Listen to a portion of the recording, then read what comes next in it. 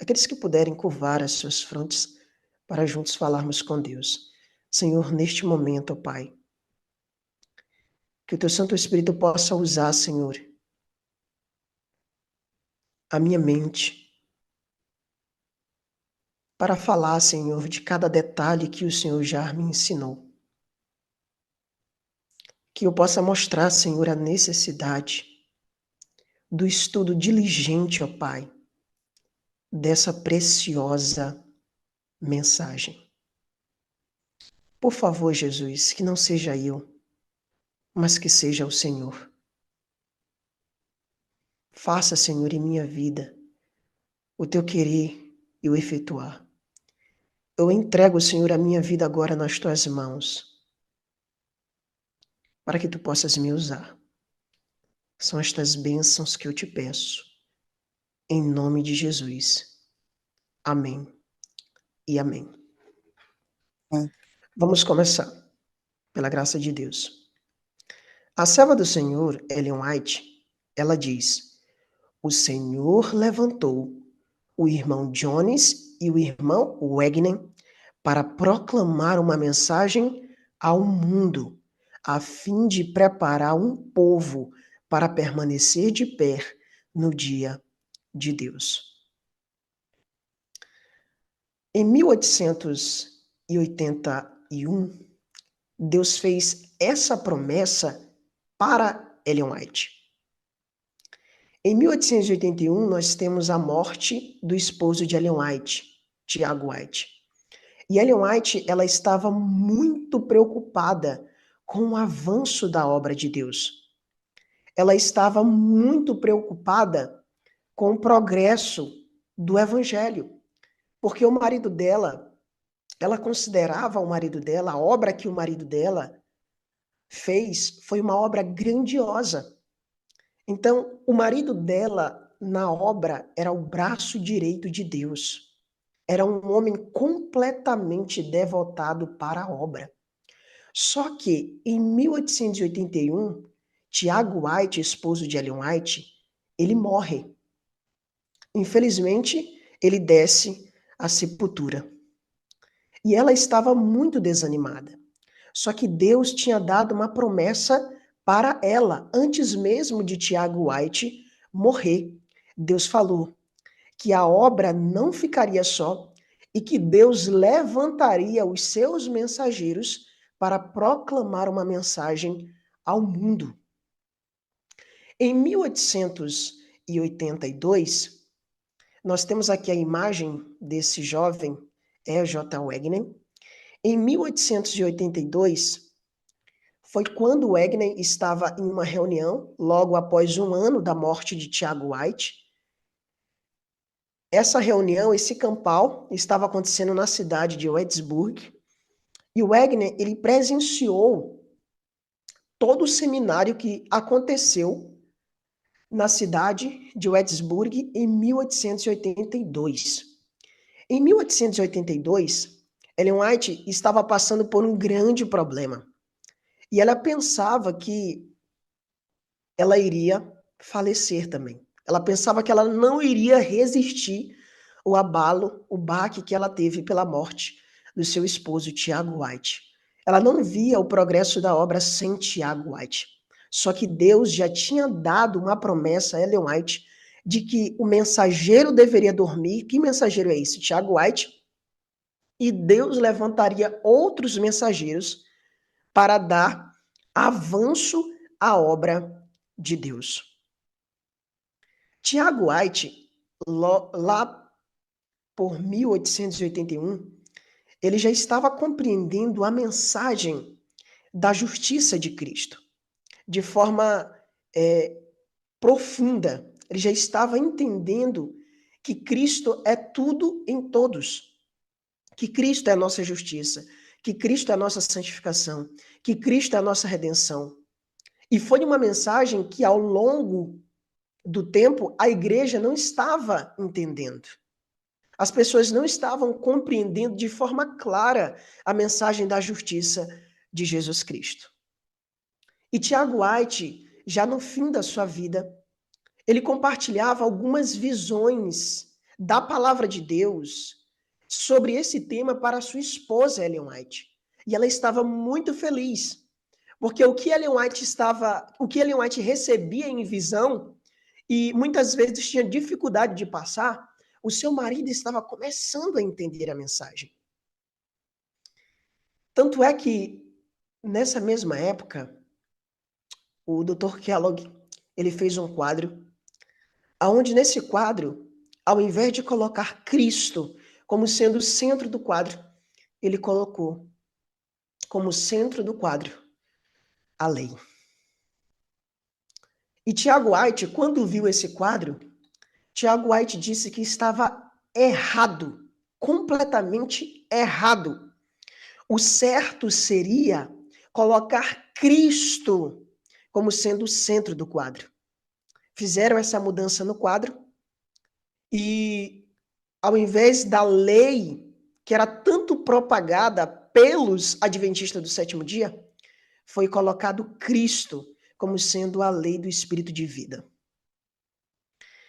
Já em 1882, após a morte de Tiago White, nós temos esse acampamento de Wettsburg. E nesse acampamento, o Dr. Wagner, E.J. Wagner, ele estava nesse ajuntamento. Ellen White estava pálida. E quando ela começou a pregar, um milagre aconteceu no auditório.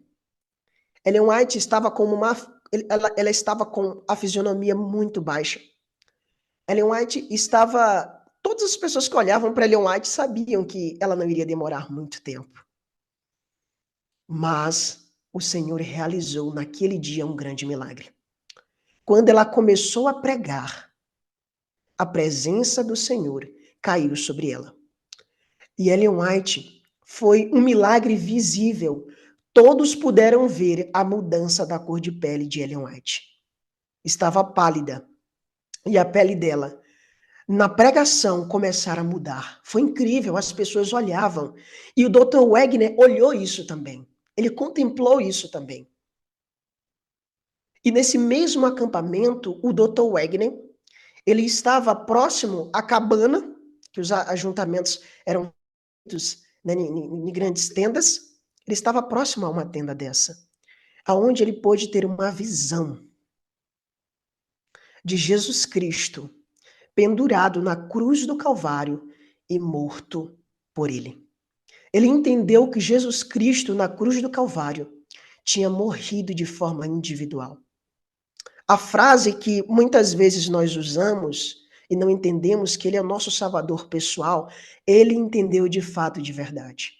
E a partir dessa época, de 1882, ele passou a estudar a Bíblia e a ver Cristo em todas as partes da Bíblia.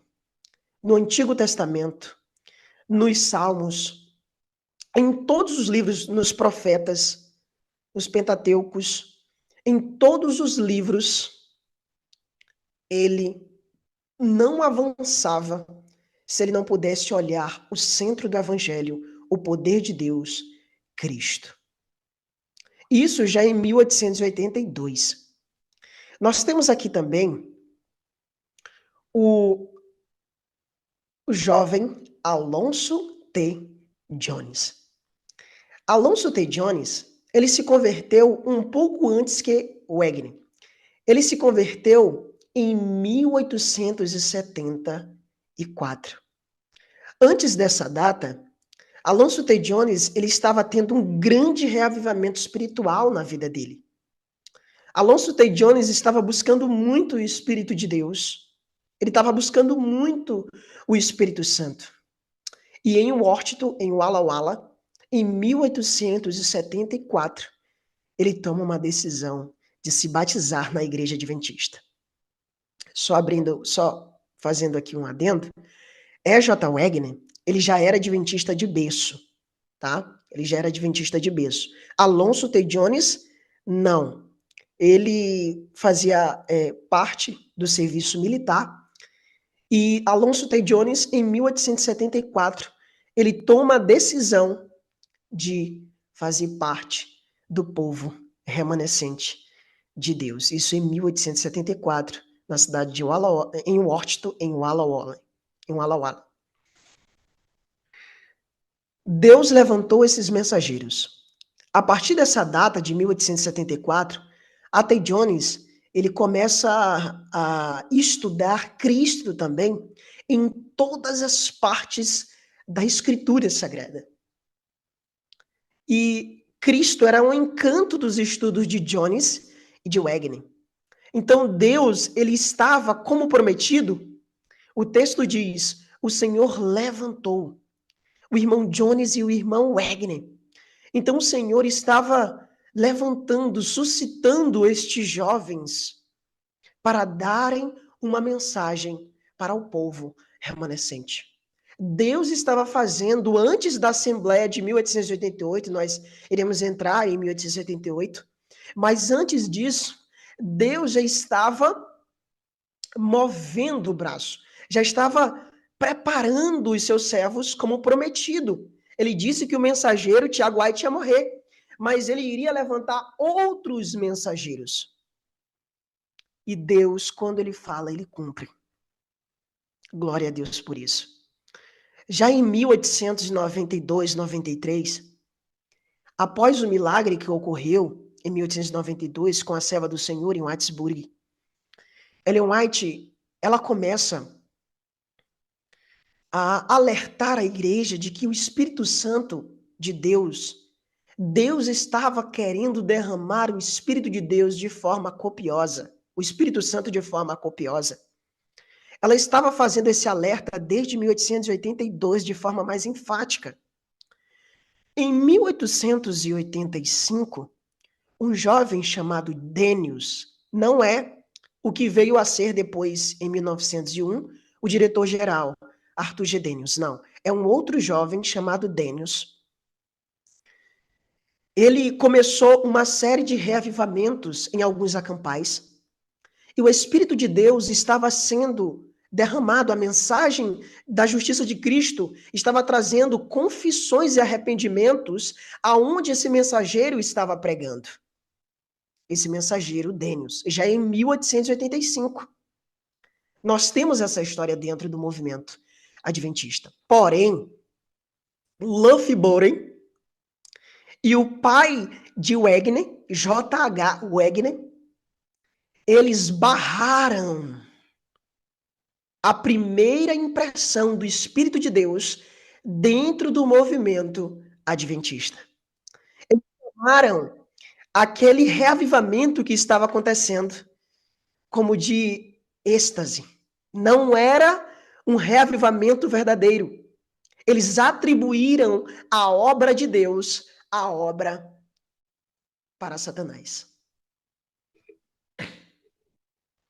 Então, queridos, em 1885, quando Deus tinha levantado esse jovem Denius, os líderes da igreja, principalmente Lovejoy e J.H. Wegner, que é o pai de Wegner, eles barraram esse jovem. E Ellen White enviou uma mensagem para eles. Em 1885, Ellen White disse: vocês resistiram ao Espírito de Deus. Denius tinha sido levantado por Deus para dar uma mensagem ao seu tempo.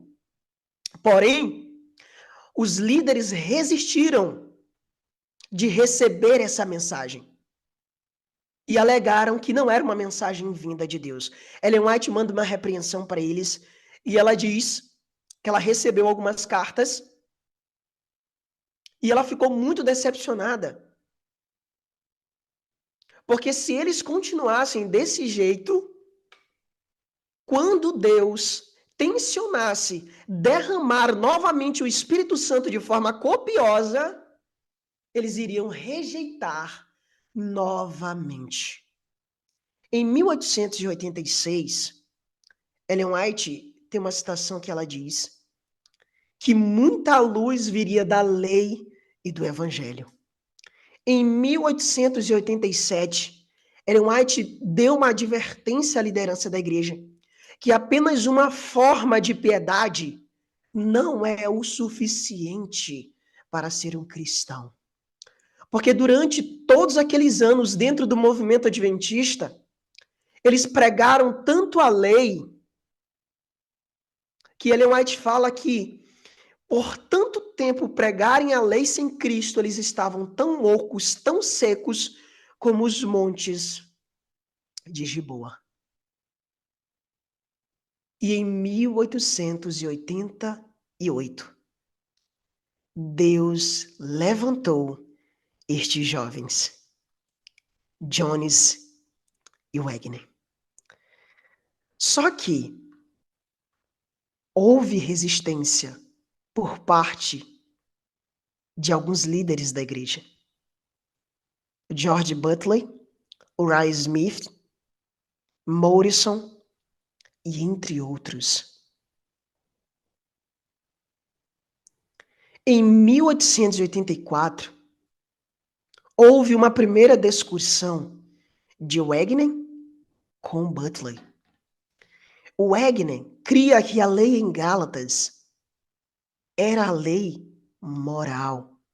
Gálatas 3:24, aquele ai que nos conduz para ser justificado pela fé.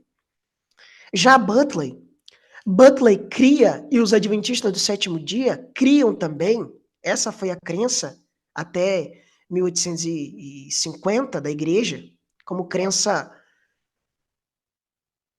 fundamental, ele cria que a lei em Gálatas 3, verso 24, era a lei cerimonial. Então, já em 1884, houve ali uma discussão entre Wagner e Butler. Houve ali uma oposição de Butler contra Wagner.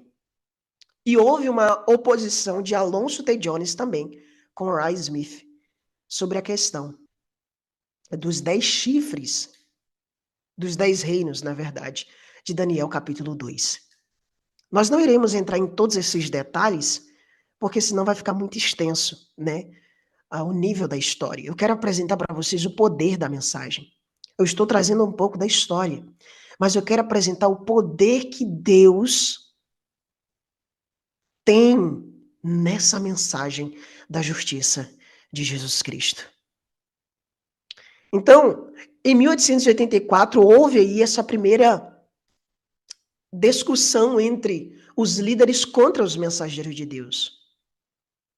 E em 1888, um dos assuntos que estava sendo apresentado na Conferência Geral era a lei em Gálatas e a justiça de Cristo. Os dois principais assuntos. Quando você entrava na Conferência Geral, você tinha um lado que representava Wagner e você tinha o outro lado que representava os pensamentos de J.I. Butler. A lei é moral ou é cerimonial?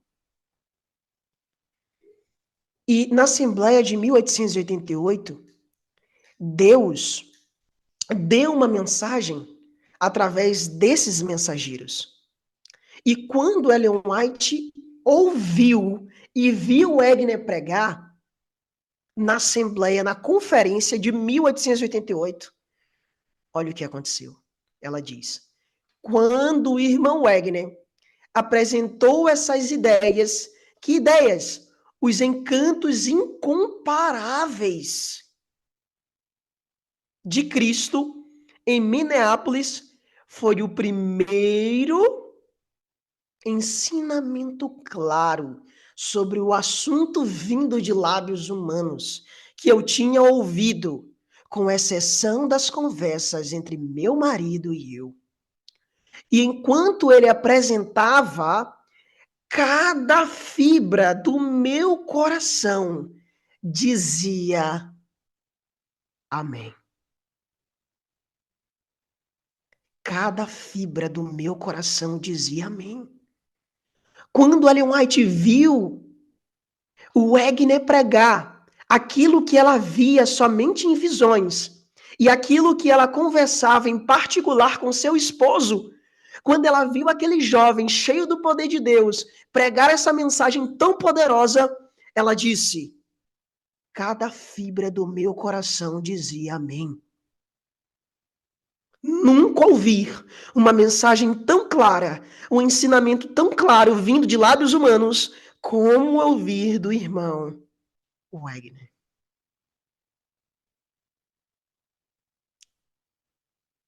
E aí, queridos, a oposição começou.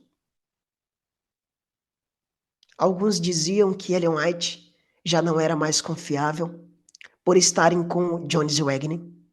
Após a reunião de Minneapolis, houve alguns irmãos que saíram, propagaram e disseram que Ellen White, por ela estar com os mensageiros e o líder da época, que tinha nome, era Butler e Urias Smith. Tudo que Butler e Urias Smith falassem, as pessoas davam crédito. Só que a mensageira de Deus estava dizendo: esses homens foram levantados por Deus. Esses jovens foram levantados por Deus. E já alguns anos antes ela disse: olha, o Senhor tenciona derramar o seu espírito. E em 1888, queridos, o Espírito de Deus foi derramado. Iniciou-se o alto clamor do terceiro anjo pela revelação da mensagem da justiça de Cristo. Então, em 1888, Deus tensionava preparar a igreja de Deus. Porém, o Espírito de Deus, a chuva serôdia, ela foi rejeitada e insultada pela grande massa do povo de Deus. Os líderes estavam travando o avanço da causa do Senhor por preconceitos. Imagine, Urias Smith já tinha mais de 40 anos, eu creio que 50 anos na obra, e chega um jovem de 32 anos com uma mensagem, com uma luz que não era nova, mas com novos desdobramentos, com o Espírito de Cristo. Os líderes se inflamaram contra os jovens e acusaram a profetisa do Senhor de estarem ao lado deles, duvidaram do dom profético da senhora White. Teve certas ocasiões que, após Minneapolis, existia uma igreja em Battle Creek chamada Tabernáculo, e nessa igreja, Ellen White, sempre quando ela estava lá, sábado, ela sempre tinha a oportunidade de pregar. Nessa certa feita, ela estava com o irmão Jones, e o preconceito contra esses irmãos já estava muito grande. E quando ela chegou, dois anciãos da igreja chegaram para ela e disseram: Ellen White, nós queremos saber qual assunto você vai pregar. Nós queremos saber o que você vai apresentar. Por quê? Porque eles tinham ouvido ideias preconcebidas a respeito dos mensageiros de Deus, que eles estavam equivocados. Eles tinham essa ideia em mente, de que Jones Wagner estava equivocado, de que Ellen White estava sendo enredado pelos mensageiros de Deus. E Ellen White, nessa certa feita em Battle Creek, ela viu isso. Ela viu que os irmãos estavam com preconceitos contra os mensageiros e a mensagem do Senhor. E então, ela repreendeu-os e disse que se eles continuassem daquela forma, o Espírito de Deus, ele não iria ser derramado. E ela disse: eu trouxe Jones para trazer uma mensagem a nós na igreja do tabernáculo. Na igreja da tenda do tabernáculo aqui em Battle Creek. Eu trouxe ele para trazer essa mensagem, porque Deus tem dado a ele uma mensagem. Porém, os líderes chegaram, não. Ele só vai pregar se o Ray Smith concordar. Mandaram uma carta para o Urias Smith, mandaram um recado para ele. E o Urias Smith disse: não, ele não vai pregar. Queridos, Ellen White enviou uma repreensão veementemente para orar, Smith. Ela disse: não entrave. Quem é você, Urias Smith, para entravar a obra que Deus tem dado a esses homens? Na Assembleia de Minneapolis, 1888, as pessoas faziam chacotas de Wagner, ele era baixo.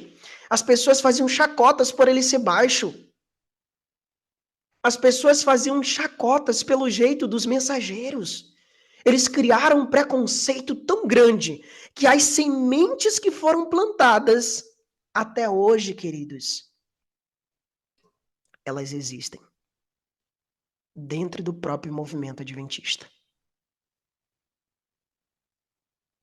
Então, em 1888, Deus deu uma mensagem através desses jovens. Houveram muitas discussões, pois a discussão era a respeito da lei em Gálatas, da lei cerimonial ou lei moral.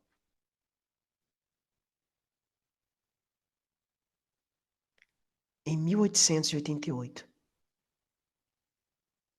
Deus pretendia preparar a igreja, dar o alto clamor e terminar a história da Terra.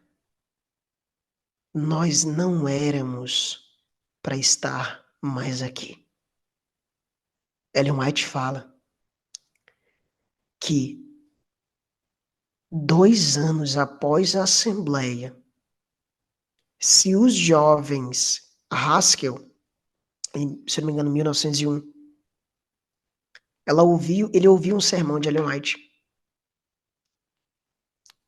aonde foi um sermão ou foi uma carta? Qualquer coisa, se eu não me recordar aqui, eu posso mandar para vocês depois. Em resumo, ele diz, Haskell, que Ellen White fala que após Minneapolis, 2 anos seria o suficiente para Cristo voltar. Cristo voltaria no ano de 1900. Não haveria nem a Primeira e nem a Segunda Guerra Mundial. O povo de Deus, disse Ellen White, já era para estar em Canaã celestial. O povo de Deus já era para estar desfrutando a eternidade. Porém, por conta do que ocorreu naquela assembleia, o Espírito de Deus foi insultado, rejeitado pela grande maioria, pela grande massa dos líderes, a quem Deus tensionava usar de uma forma poderosa. No final da vida, Butler se arrependeu. O Ray Smith também. 4 anos após Minneapolis, ele se arrepende. Só que aquela obra que há 4 anos atrás ele tivera feito, houve uma repercussão em todo o movimento adventista. E até hoje, nós temos alguns pastores, pregadores, homens, em nossos púlpitos, em nossa liderança, não crê que Deus deu uma mensagem para esses jovens. Queridos, nessa reunião de Minneapolis, muitas pessoas, alguns historiadores, como George Knight, que é um historiador muito conhecido dentro da igreja, ele pega algumas testemunhas para afirmar, testemunhas que nem estiveram presentes, para afirmar que o temperamento de Jones, o temperamento de Wagner, eram temperamentos radicais. Mas isso é uma mentira. O livro O Retorno da Chuva Cirúrgica, de John, eu esqueci agora o nome dele, Don Hoffman, acho que é isso. Ele explica que todas essas ideias que dizem que os mensageiros gritavam, como alguns alegam, que diz que os mensageiros na Assembleia de 1888 eram arrogantes, eram de temperamento explosivos. No livro dele, ele diz que os que estavam lá não viram isso. As testemunhas que estavam lá. E o Don Hoff, ele é quinta geração de adventista, os avós deles, os bisavós, eu acho, fizeram parte desta conferência aqui que Ellen White estava. Então ele tem muitas testemunhas oculares. Então, eles tentam acusar os mensageiros de Deus de todas as formas. E Satanás sabe, queridos, que essa mensagem é o próprio alto clamor. Essa mensagem é a própria chuva serúdia. A partir da manhã nós iremos ver os encantos comparáveis de Cristo Jesus. Queridos, logo após Minneapolis, 1888, a serva do Senhor, ela saiu com os seus mensageiros. Temos viajado por todos os lugares diferentes das reuniões, para que eu possa ficar lado a lado com os mensageiros de Deus. Que mensageiros são esses? Jones, Wagner. Que eu sabia serem seus mensageiros, que eu sabia terem uma mensagem para o seu povo. Perceba que Deus levantou Jones e Wagner para trazer uma mensagem para o seu povo. Olha o que diz o nosso primeiro texto. O Senhor levantou Jones e Wagner para trazer uma mensagem ao mundo, a fim de preparar um povo para permanecer de pé no dia de Deus. Qual a mensagem vai preparar o seu povo? A mensagem, os raios de luz que Deus dera para Jones e Wagner. Deus levantou esses jovens. Passei minha mensagem com eles em harmonia com a mensagem que transmitiam. O que vimos? Vimos um poder acompanhando a mensagem. Aonde quer que esses mensageiros pregassem, aonde eles pregavam, o poder de Deus era manifestado. Almas se arrependiam. Grandes reavivamentos aconteciam. E em Southland Castle, os poderosos movimentos do Espírito de Deus estavam. E todos os alunos da faculdade foram levados à porta em confissão. Alunos, uma faculdade inteira foi impactada pelo poder que existia na mensagem que Deus tinha dado pelos seus mensageiros. E Ellen White passou a mensagem junto com eles porque ela sabia serem seus mensageiros. E o mover do Espírito de Deus estava lá. Assim, de um lugar para o outro, onde quer que fôssemos, víamos as manifestações do Espírito de Deus. Ellen White saía com os mensageiros de Deus para vários lugares, para que o povo pudesse ouvir. O convite foi estendido à liderança. A liderança rejeitou. Em 1888. Os líderes rejeitaram a mensagem da justiça de Cristo. E essa mensagem, aonde quer que eles iam pregar, era vista as manifestações do Espírito de Deus. Tenho viajado de um lugar para o outro, participando de reuniões, onde a mensagem da justiça de Cristo é pregada. Considerei um privilégio estar ao lado dos meus irmãos e dar meu testemunho com a mensagem para esse tempo. Qual é a mensagem para esse tempo? A mensagem da justiça de Cristo. Ellen White diz que o assunto da justiça de Cristo sobressairá sobre todos os demais assuntos. O interesse vai prevalecer. Cristo, justiça nossa.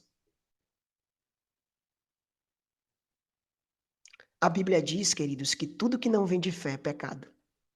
Se a mensagem que você está pregando, seja a reforma de saúde, seja vestuário, se ela não for misturada com a fé, A própria mensagem é pecado. Porque o que você está levando é condenação. Pregar a lei sem Cristo é condenar o pecador. Pregar a lei em Cristo é salvar e solucionar o problema do pecador. O interesse da mensagem da justiça de Cristo está sendo agitado novamente. Deus está levantando um povo, compreendendo a mensagem, levando essa mensagem aos quatro cantos da terra. Deus está erguendo. No finalzinho, eu gostaria de dar alguns testemunhos. E vi o poder de Deus. Eu vi que o poder de Deus acompanhava a mensagem. Onde quer que a mensagem fosse pregada, o povo confessou seus pecados e se apropriou da justiça de Cristo. Deus colocou sua mão para realizar esta obra. Que obra? A obra que Deus tinha dado a Jones Wagner, que é o levantar da mensagem da justiça de Cristo. Em toda parte, a mensagem conduzia à confissão do pecado e ao afastamento da iniquidade. Enquanto alguns líderes estavam lá rejeitando a mensagem, Ellen White estava viajando por vários lugares. E em todos esses lugares que ela estava passando, estava havendo um grande reavivamento entre o povo de Deus. Por que estudar essas mensagens? A mensagem dada a nós por A.T. Jones e E.J. Wagner é a mensagem de Deus para a igreja de Laodiceia. O que Laodiceia necessita? Ouro purificado pelo fogo. As vestes brancas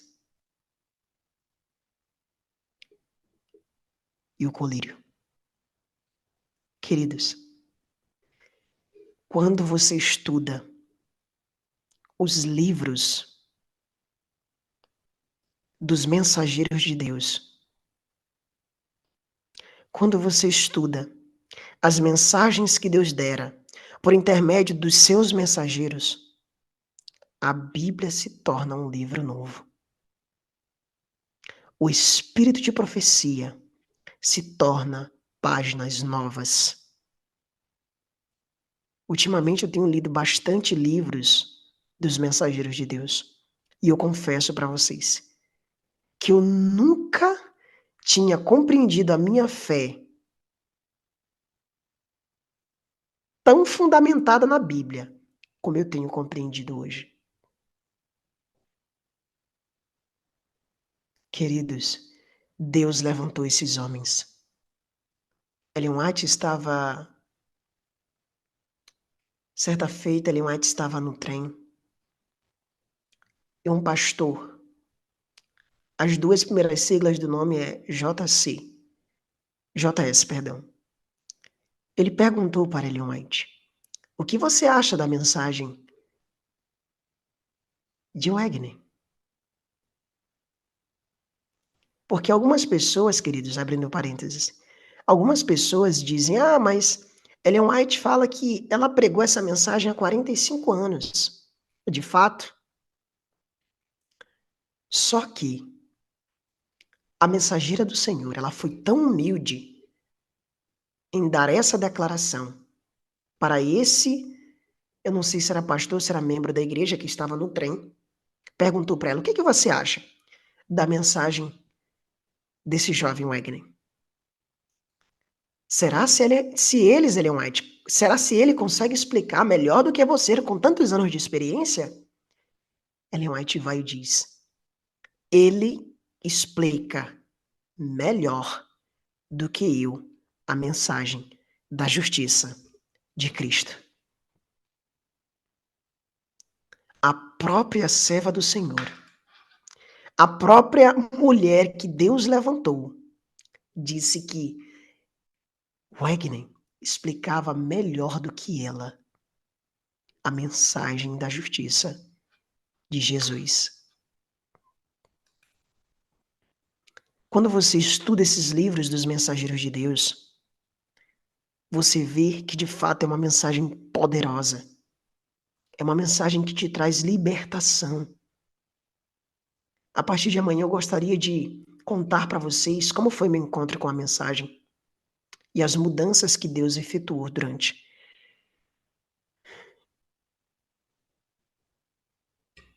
esse tempo que eu passei a conhecer a mensagem.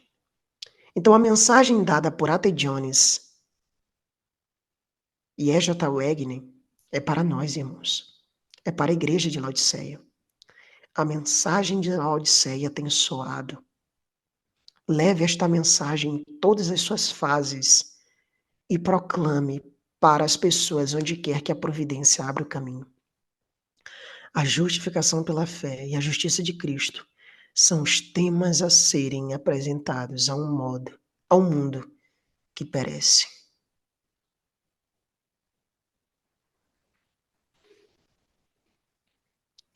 Aos laodiceanos autossuficientes, excluíram Jesus. Mundanismo, presunção, orgulho e indiferença há tanto tempo prendem as almas nas cadeias da incredulidade, que agora, quando a voz do Salvador é ouvida por meio dos seus mensageiros, rebelião e teimosia de alma são adicionadas para aprofundar a culpa. Vestidos com suas vestes inúteis de justiça própria, eles se sentem insultados quando lhes dizem que estão nus. A voz do Salvador é ouvida. Eis que por meio de meus mensageiros delegados estou à porta e bato. Qual a mensagem que está batendo? Em Laodiceia, a mensagem da justiça de Cristo. O próprio Cristo é a mensagem. O próprio Cristo é a chuva serôdia. Eu vou mostrar isso para vocês na Bíblia. Se eu esquecer no final, vocês me lembram. Eis que por meio de meus mensageiros estou à porta e bato. A mensagem que Deus dera para Jones Wagner é a mensagem que abre o coração para a entrada de Cristo. E naquele momento, Ellen White vai dizer: agora a rebelião está no nosso meio, o mundanismo está no nosso meio, a justiça própria está no nosso meio. Agora. Mas por meio dos mensageiros de Deus, delegados, estou à porta e bato. Então, onde quer que eles fossem, queridos, o convite estava sendo estendido. Aqueles que desde a reunião de Minneapolis tiveram o privilégio de ouvir as palavras proferidas pelos mensageiros de Deus, Pastor A.T. Jones, Professor Prescott, Irmã Wagner, A.O.A. Wilson e muitos outros nas reuniões campais e institutos ministeriais, receberam o convite. Venham, pois tudo já está preparado. A mensagem que eles davam, era que tudo já estava feito por eles. O que faltava era eles apenas aceitar a justiça de Cristo. Cristo iria fazer as obras neles. Cristo iria cumprir a lei neles. Cristo iria obedecer neles. Cristo seria a obediência perfeita deles. Cristo seria a justiça deles. O convite foi estendido. Jones e Wagner pregaram. A parábola das bodas diz que o dono da festa é quem dá a vestimenta. Em todas essas reuniões, esses campais, eles diziam: olha, a vestimenta quem dá é Deus. A vestimenta quem dá é Cristo. Não é você que vai desenvolver uma vestimenta por toda a sua vida, não. A vestimenta é um dom. A justiça é um dom. Ele te dá sem mérito da tua parte. Essa foi a mensagem pregada por eles. E as pessoas que estavam recebendo o convite. A mensagem de Jones Wagner, queridos, é o convite para as mansões celestiais. É o convite de Deus para as bodas, para a ceia das bodas. É o convite de Deus para a maior festa que terá em todo o universo. E Deus deu a eles uma mensagem. Prescott também. E Ellen White fala, a luz do céu tem brilhado. A trombeta deu um sonido certo. Aqueles que deram suas várias desculpas para negligenciar a resposta ao chamado, muito perderam. A luz tem brilhado sobre a justificação pela fé e a justiça imputada de Cristo. A luz estava brilhando. A chuva cirúrgica estava sendo derramada sobre a igreja, sobre o movimento. Alguns estavam se apropriando da justiça de Cristo. E um dos que estavam na Assembleia de Minneapolis, 1888, porém, a princípio, ele não tinha aceitado a mensagem de Jones Wagner, mas Deus foi fazendo um trabalho maravilhoso no coração dele. E Prescott mudou toda a sua mensagem, entendeu a mensagem dos mensageiros e passou a estar ao lado também de Ellen White e os seus mensageiros. Olha o que Ellen White fala. O Senhor visitou o irmão Prescott de maneira extraordinária, derramou seu espírito sobre ele. Imagine você ser visitado pelo próprio Deus e ele se derramar em você. Foi exatamente isso que aconteceu com Prescott. Prescott foi derramado, o Espírito de Deus dotou ele, derramou ele. Ele foi completamente derramado. Foi banhado pelo Espírito de Deus. O professor Prescott prega, Ellen White, estou certa de que desde que chegou a este lugar, ele recebeu o derramamento do Espírito Santo. E seus lábios foram tocados como a brasa do altar. Conhecemos e podemos distinguir a voz do pastor. A verdade jorrou dos lábios do servo de Deus, como o povo nunca antes havia ouvido. Os descrentes ficavam pálidos e declaravam. Pessoas descrentes, quando ouviam Prescott pregar, eles ficavam atônitos e pálidos e declaravam: este homem inspirado. Alguns jovens que eram de outras denominações foram ouvir Prescott pregar. Eles ouviram e se converteram. Almas, 50, centenas de pessoas se convertiam em um dia só. O derramamento do Espírito Santo estava sendo derramado. Os descrentes ficam pálidos e declaram: este homem é inspirado. As pessoas não ficavam andando pelos arredores, mas iam diretamente para a tenda e ouviam como se estivessem encantados. Suas palavras de Prescott são pronunciadas com a manifestação do Espírito de Deus. A sua face brilha com a luz do céu. As pessoas viam a face de Prescott brilhar.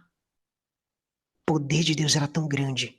A glória de Deus era tão grande que foi visivelmente manifestada na vida desse mensageiro. O irmão Prescott tem transmitido as ardentes palavras da verdade, tais como as que eu ouvi de alguns em 1844. A inspiração do Espírito de Deus tem estado sobre ele. Os descrentes afirmam: estas são as palavras de Deus. Nunca antes ouvi tais coisas.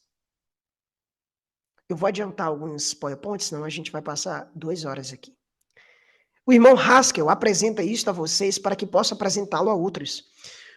O que o Senhor convença e converta as almas, que a luz que agora brilha, a luz estava brilhando quando?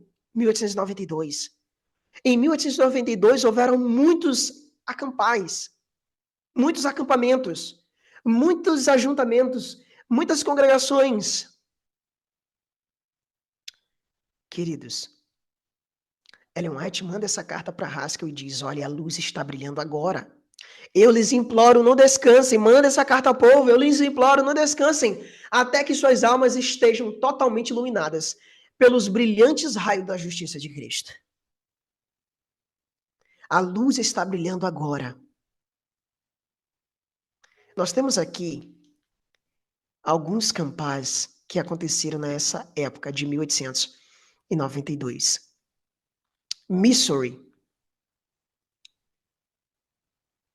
em 1892. O relato: confissões sinceras foram feitas.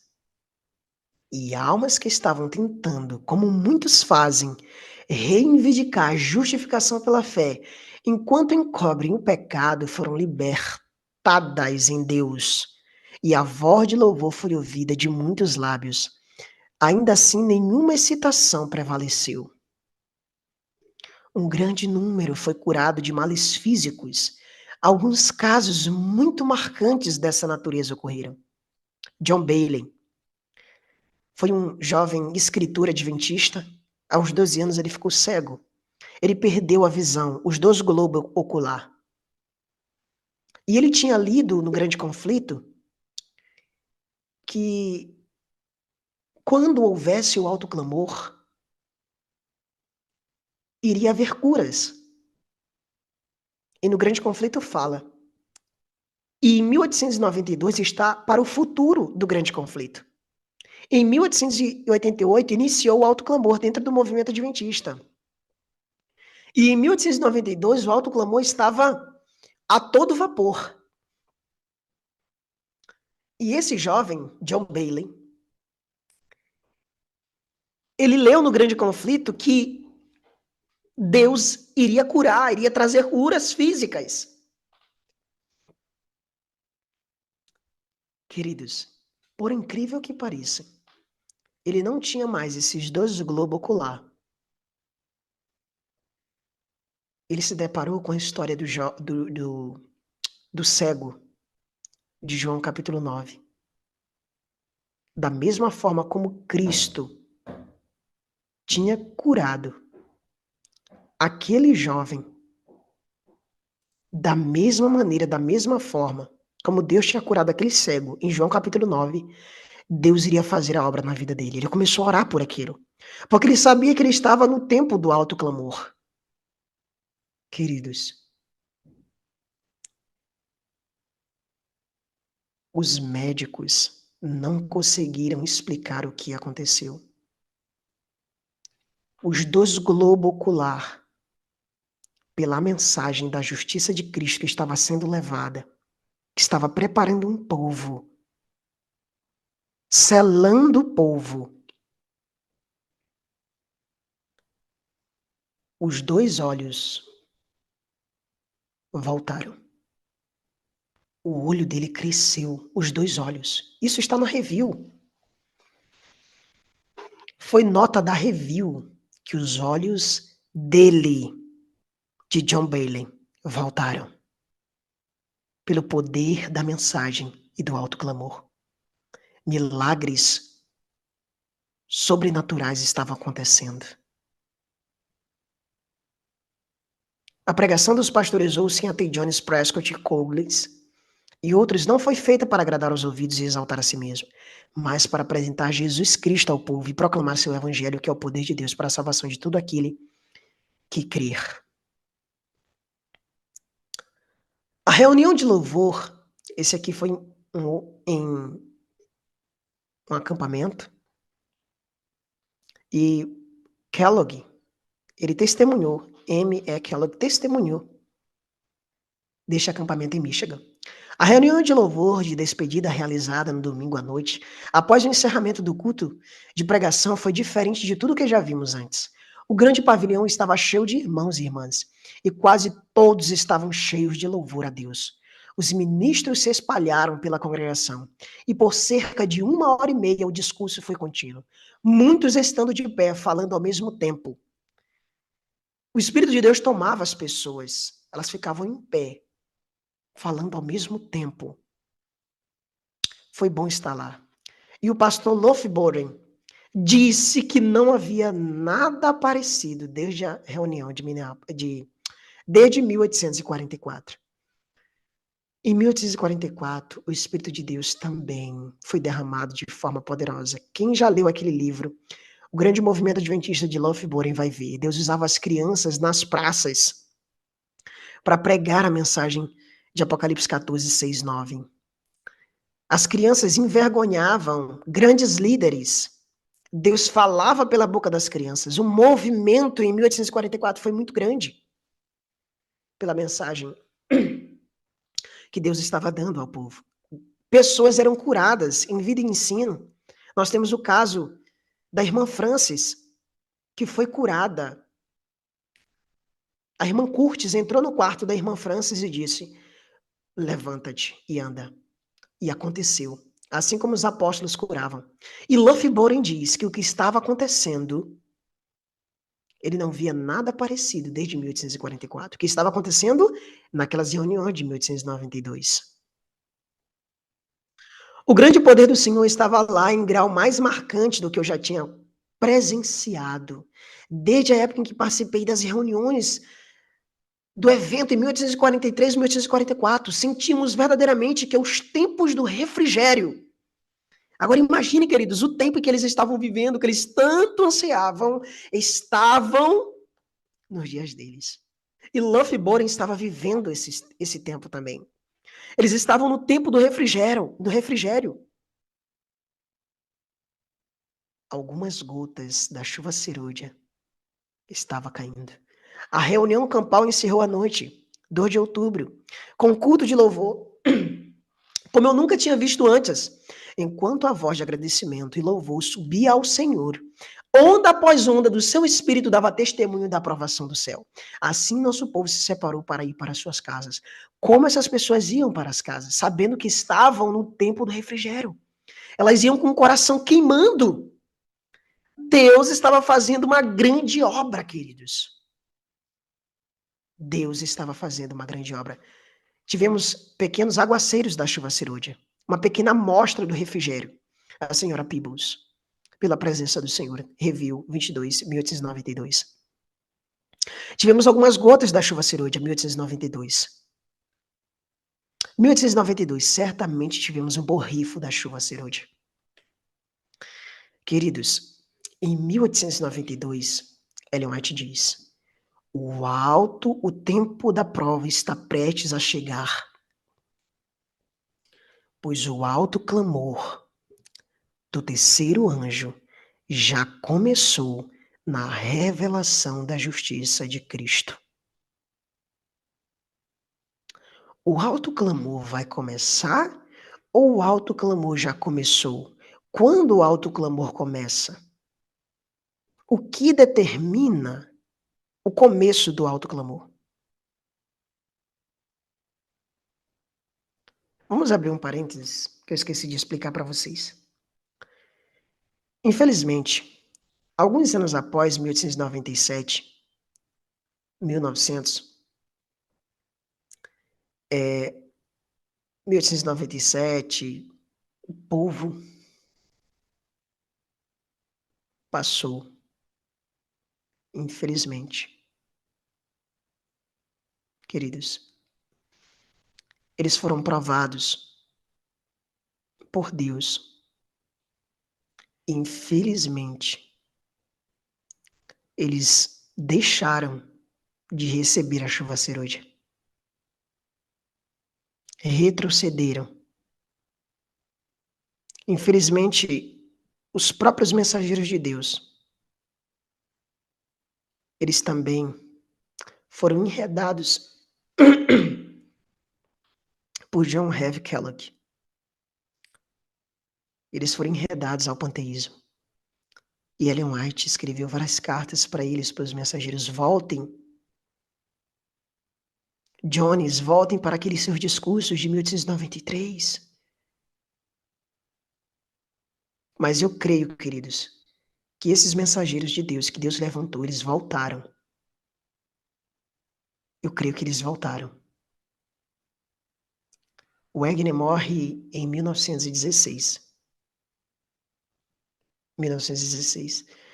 Jones fez o sermão fúnebre de Wagner. E Wagner, pouco antes de sua morte,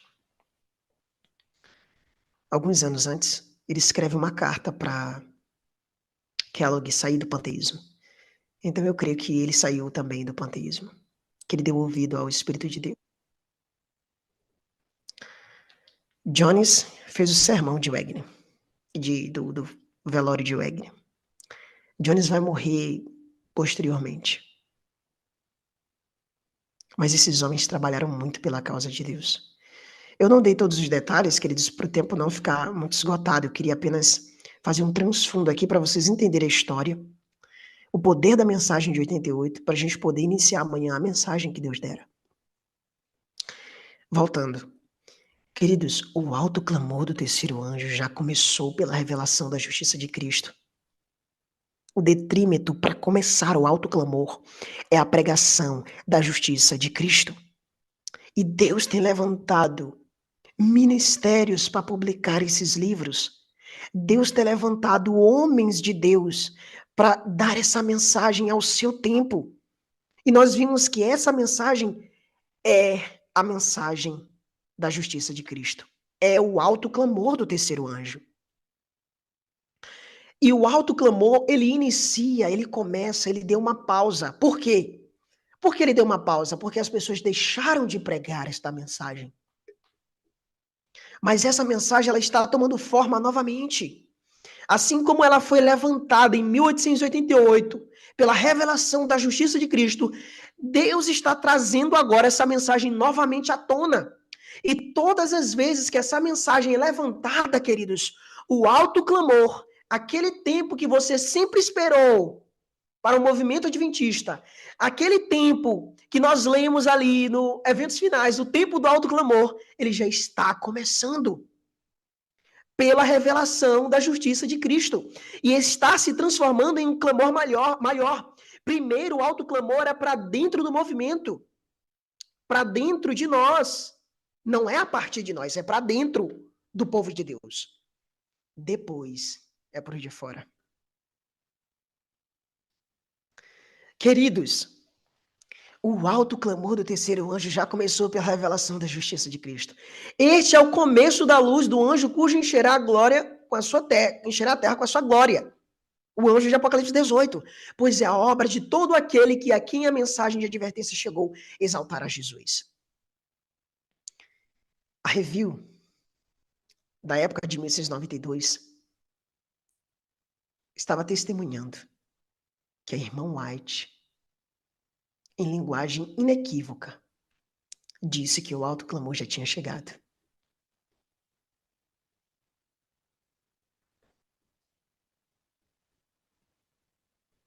O alto clamor do terceiro anjo, a chuva serúdia, já começou na mensagem da justiça de Cristo.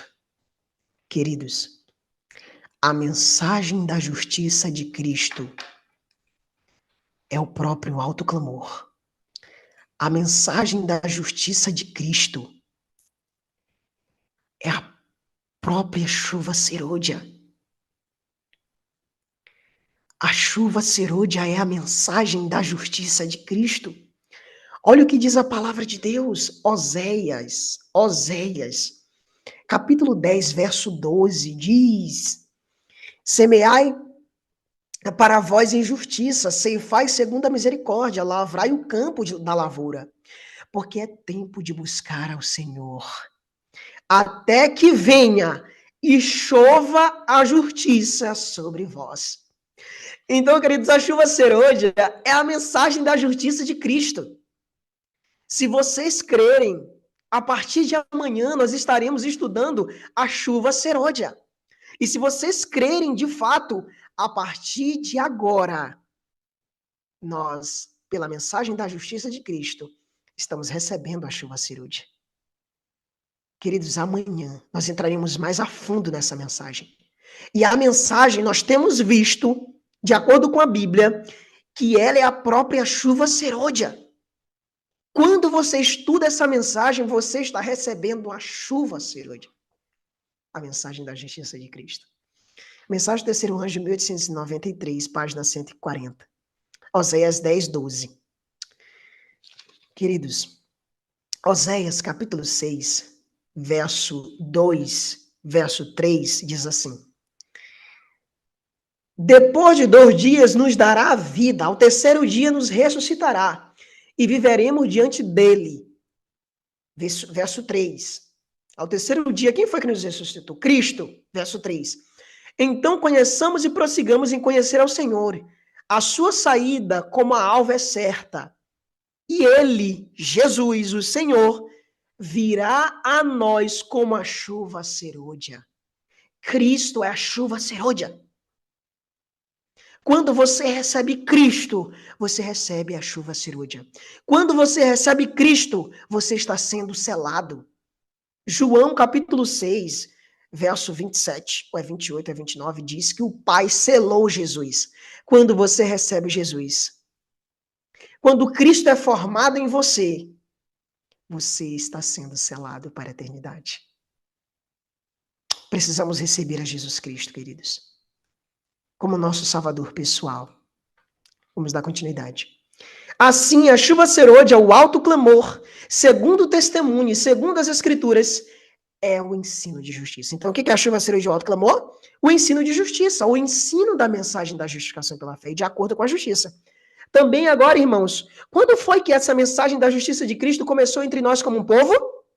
1 ou 2 na audiência disse. 3 ou 4 anos atrás. Quantos? 3 ou 4? 4. Sim, 4 anos. Onde foi? Minneapolis. Então, o que os irmãos rejeitaram em Minneapolis? O alto clamor. Eles rejeitaram Cristo em Minneapolis. E Cristo é a própria chuva serôdia. E o poder de Deus, o poder que dá a mensagem do terceiro anjo é o próprio Cristo, porque a Bíblia diz que Cristo é o poder de Deus. E o Evangelho. O que é aquela mensagem de justiça? O testemunho, quando ele fala testemunho, se refere ao subir profecia. Nos disse o que ela é: o alto clamor, a chuva serôdia. Então, o que os irmãos naquela terrível posição em que se encontravam rejeitaram em Minneapolis, eles rejeitaram a chuva serôdia, o alto clamor do terceiro anjo. Essa mensagem em Minneapolis, queridos, foi o início da luz cuja glória encherá a terra com toda a sua glória. Que anjo é que vai encher a terra com toda a sua glória? Apocalipse 18, o anjo de Apocalipse 18. E a mensagem que deu início ao alto clamor será a mensagem que vai encerrar também. Olha o que diz Ellen White. A mensagem da justiça de Cristo deve soar de uma extremidade ao mundo à outra. De uma extremidade do mundo à outra. Esta é a glória de Deus que encerra a obra do terceiro anjo. Iniciou e é a obra que vai encerrar. Queridos, nós já estamos na estação da chuva serôdia. Zacarias capítulo 10, verso 1. Pedi ao Senhor chuva no tempo da chuva serôdia. Qual tempo nós estamos vivendo? Tempo da chuva serôdia. Então o Senhor fará nuvens claras e dar-lhe as chuvas abundantes a cada grama do campo. Orai sem cessar e vigiai, trabalhando de conformidade com vossas orações. Ao orar, crede, confiai em Deus. Olha o que Ellen White fala. Recebereis poder. Ela diz, estamos no tempo da chuva serôdia. Tempo em que o Senhor outorgará liberalmente o seu Espírito. Quantos de nós estamos pedindo?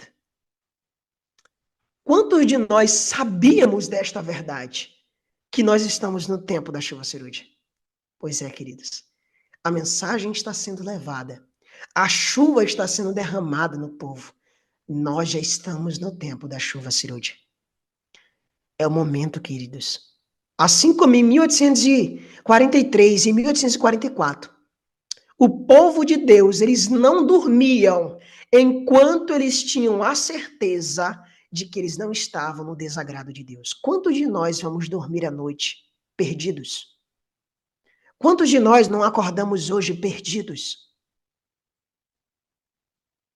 Queridos, o tempo em que nós estamos vivendo é um solene tempo presente. Nós já estamos no tempo da chuva serôdia. Glória a Deus por isso. Glória a Deus. Eu encerro a minha primeira participação. Nesse momento eu convido a todos os irmãos, aqueles que puderem se colocar de joelhos, para apresentarmos diante de Deus a nossa prece e clamarmos pela abundante chuva de graça, de justiça, que o Espírito de Deus quer derramar sobre cada um de nós. Oremos então? Aqueles que puderem se colocar de joelhos, tá? Fiquem à vontade.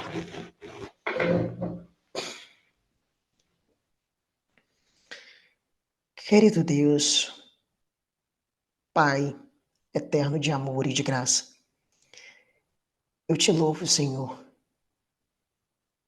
porque mais uma vez em linguagem clara, o Senhor tem demonstrado que a chuva serôdia já está caindo. Senhor, que possamos receber em porção dobrada, Senhor, esta chuva. Abençoe cada pessoa que foi agraciada com esta poderosa mensagem. Obrigado, Jesus, por mais uma vez ter falado através dos meus lábios e de ser apenas um vaso, Senhor, usado, preenchido por Ti. Não sou nada, não tenho nada, Senhor. É apenas Jesus. Sem Ti, meu Deus, eu não estaria aqui. Sem as células que compõem o meu corpo, sem o meu cérebro que compõe o meu corpo, que é Teu, todos os meus órgãos, tudo pertence a Ti, Senhor, nada é meu. Todo meu coração, Pai. Te agradeço, Senhor, por mais uma vez me usar. Em nome de Jesus. Amém. E amém.